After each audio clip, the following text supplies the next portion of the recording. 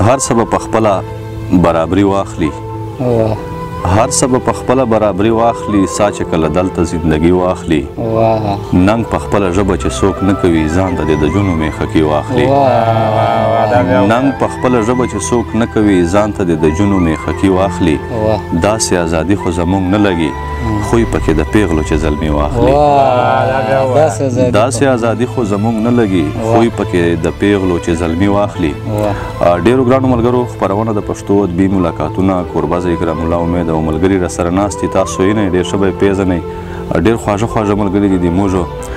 خو په دې ملګرو چې زیشان اصیل صاحب هم له موږ سره ناستی کوي او ناسته او څه شپې وروستو کېدی سي چې دا د مسافري په طرف هم لاړ سي نو خوښه مو کړه چې له ده نه یوه سپیشل او خصوصي خپرونه وکړو هغه ټولو ملګرو ته ډالۍ کړو خوندونه ځینې پورته کړي او ملګرو چې درس یې خیال یې ساتئ السلام علیکم امید صاحب تا مننه کوو چې په دې لنډ تنګ وخت چې د موږ ته وخت راکړه یو څو شعرونه دي چې په دې تلی چې به اسمان ګرځوم وینې به یې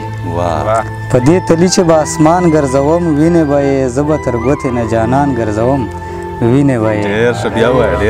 په دې تلی چې به اسمان ګرځوم وینې به یې زه به تر ګوتې نه جانان ګرځوم وینې به یې خندا به ما پورې کوي خو تومتي به ته یې خندا به ما پورې کوي خو تومتي به ته یې چې په چوکونو بزه ګریوان ګرځوم وینې به یې مهرباني خندا به ما پورې کوي خو تومتي به ته یې چې په چوکونو بزه ګریوان ګرځوم وینې به یې که د اسیر خدای په روزګار کړلی ډېر خوان به وکړي بیا به په سرو شونډو کې ځوان ګرځوم وینې به یې که د اسیر خدای په روزګار کړلی ډېر خوان به وکړي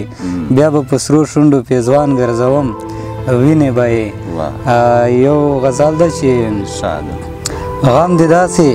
ما سینې چې چک چک خاندي غم دې داسې ما سینې چې چک چک خاندي لکه زڼې چې حجرې چې چک چک خاندي غم دې داسې ما سینې چې چک چک خاندي لکه زڼې چې حجرې چې چک چک خاندي له رقیب سره ته دومرې بس ښکارېږي لکه چوک چې جنازې چې چک چک خاندي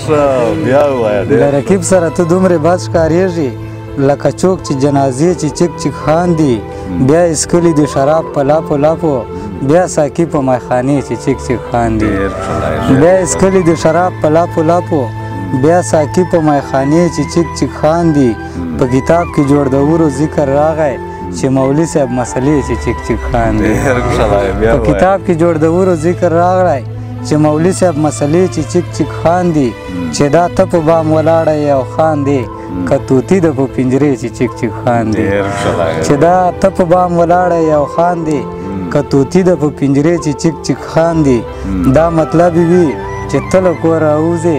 اسیر ځکه ستا کوڅې چې چک چک خاندي دا مطلب وي چې ته له کوره راوځې اسیر ځکه ستا کوڅې چې چک چک خاندي غزل ده چې راجې به وایې به چې زه کوم یاري در سره راجې به وایې به چې زه کوم یاري در سره شیرینه یاره خو کوم یې کړه خواري در سره چې رقیبانو موږه پاته سره ولګېږي نن مازدیګر راولوه د توریالي در سره چې رقیبانو موږه پاته سره ولګېږي نن مازدیګر راولوه د توریالي در سره لکه کوچکای چې چا وي ایښه دوه کاسو چې اشنا نن خو دې دغسې ښکارېږي اننګي در سره لکه کوچکای چې چا وي ایښه دوه کاسو چې اشنا نن خو دې دغسې ښکارېږي اننګي در سره شعر ده چې که خدای منې څوک به سلام در باندې نه واچوي که خدای منې څوک به سلام در باندې نه واچوي زه لا ډېر ښه یم چې کومه ملګري در سره که خدای منې څوک به سلام در باندې نه واچوي زه لا ډېر ښه یم چې کومه ملګري در سره الله دې نه کړي خو په تا که کله سخته راغله که نور څوک وي که نه زیشان اسیر به یي در سره الله دې نه کړي خو په تا که کله سخته راغله که نور څوک وي که نه زیشان اسیر به یي در سره ډېرو ګرانو ملګرو زیشان اسیر صاحب ښکلي شعرونه تاسو سره پیش کړه مننه یې کوو خو دا وخت د موږ د پروګرام وخت هم سر ته رسېږي په راتلونکو نورو پروګرامونو کښې به بیا یو ځای ته کېږو موږ ټولو ملګرو ته راکړئ اجازت د لوی الله په امان